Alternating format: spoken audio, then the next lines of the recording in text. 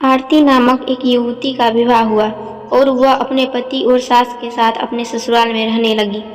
कुछ ही दिनों बाद आरती को आभास होने लगा कि उसकी सास के साथ पटरी नहीं बैठ रही है। सास पुराने ख्यालों की थी और बहू नए विचारों वाली। आरती और उसकी सास का आए दिन झगड़ा होने लगा। दिन बीते, महीने बीते, साल भी बीत गया।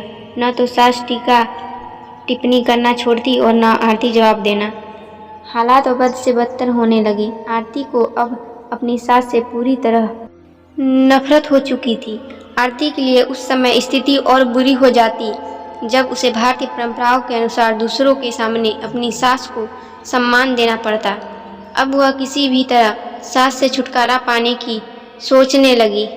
एक दिन जब आरती का अपनी सास से झगड़ा हुआ और पति भी अपनी मां का पक्ष लेने लगा तो वह नाराज होकर मायके चली आई। आरती के पिता आयुर्वेद के डॉक्टर थे।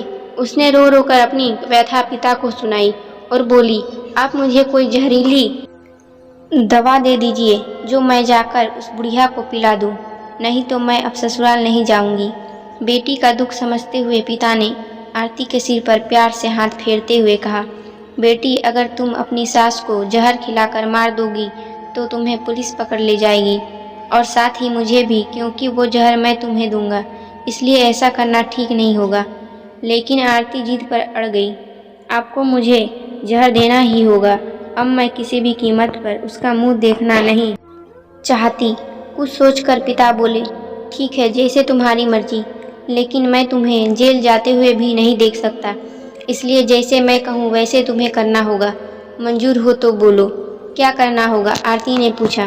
पिता ने एक पुड़िया में जहर का पाउडर बांधकर आरती के हाथ में देते हुए कहा, तुम्हें इस पुड़िया में से सिर्फ एक चुटकी जहर रोज अपनी सास के भोजन में मिलाना है। कम मात्रा में होने से वह एकदम से नहीं मरेगी, बल्कि धीरे धीरे आंतरिक रूप से कमजोर होकर 5-6 महीने में मर जाएगी। लोग समझेंगे कि वह स्वाभाविक मौत मर गई। पिता ने आगे कहा, लेकिन तुम्हें बेहद सावधान रहना होगा ताकि तुम्हारे पति को बिल्कुल भी शक न होने पाए, वरना हम दोनों को जेल जाना पड़ेगा।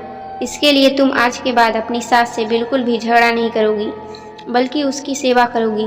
यदि वह तुम पर कोई टीका टिप्पणी करती है तो तुम चुपचाप सुन लोगी, बिल्कुल भी प्रत्युत्तर नहीं दोगी। बोलो, कर पाओगी ये सब? आरती ने सोचा, 6 महीने की ही तो बात है, फिर तो छुटकारा मिल ही जाएगा। उसने पिता की बात मान ली और जहर की पुड़िया लेकर ससुराल चली आई। ससुराल आते ही अगले ही दिन से आरती ने सास के भोजन में एक चुटकी जहर रोजाना मिलाना शुरू कर दिया। साथ ही उसके प्रति अपना बर्ताव भी बदल लिया। अब वह सास से किसी भी ताने का जवाब नहीं देती, बल्कि क्रोध को पीकर मुस्कुराते हुए सुन लेती। रोज उसके पैर दबाती और उसकी हर बात का ख्याल रखती। सास से पूछ पूछ कर उसकी पसंद का खाना बनाती, उसकी हर आज्ञा का पालन करती। कुछ हफ्ते बीतते बीतते सास के स्वभाव में भी परिवर्तन आना शुरू हो गया।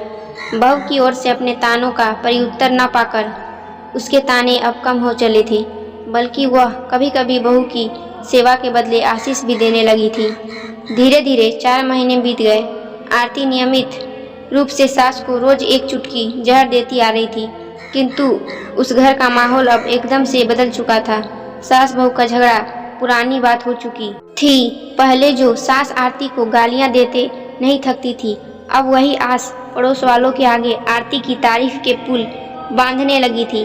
बहू को साथ बिठाकर खाना खिलाती और सोने से पहले भी जब तक बहू से 4 प्यार भरी बातें न कर ले उसे नींद नहीं आती थी। 6ठा महीना आते आते आरती को लगने लगा कि उसकी सास उसे बिल्कुल अपनी बेटी की तरह मानने लगी। उसे भी अपनी सास में माँ की छवि नजर आने लगी थी। जब वह सोचती कि उसके दिए जहर से उसकी सास कुछ ही दिनों में मर जाएगी तो वह परेशान हो जाती थी। इसी ऊहापोह में एक दिन वह अपने पिता के घर दोबारा जा पहुंची और बोली, पिताजी, मुझे उस जहर के असर को खत्म करने की दवा दीजिए, क्योंकि अब मैं अपनी सास को मारना नहीं चाहती। वो बहुत अच्छी है और अब मैं उन्हें अपनी माँ की तरह चाहने लगी हूँ। पिता ठहाका मारकर हंस पड़े और बोले, जहर? कैसा जहर? मैंने तो तुम्हें जहर के नाम पर हाजमे का चूर्ण दिया था। हाँ हाँ, आप अपनी बेटियों को सही रास्ता दिखाकर माँ बाप का पूर्ण फर्ज अदा करें।